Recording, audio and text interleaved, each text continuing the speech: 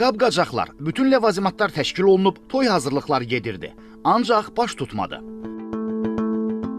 Hacıqabulun Meyniman kəndində 23 yaşlı oğlanla 16 yaşlı qızın planlaşdırılan toy mərasimi dayandırılıb.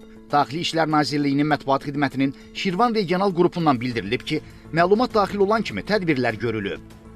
Rayonun Meyniman kəndində 23 yaşlı şəxslə 16 yaşına çatmayan qızın planlaşdırılan toy mərasimi barədə polisə daxil olan məlumat dərhal araşdırılıb və tədbirlər nəticəsində qanunsuz təşkil olunan toy mərasiminin qarşısı alınıb.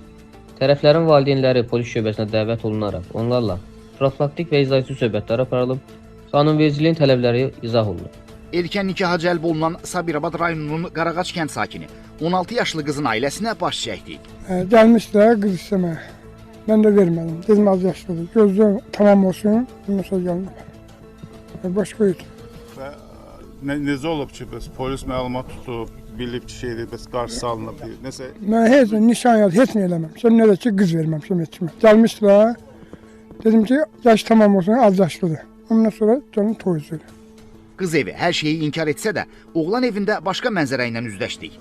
Toy mərasimi ötən gün keçirilsə də, toyun izləri, qab-qaşıq, ocaqda qazan və sair gözümüzdən yayınmadı.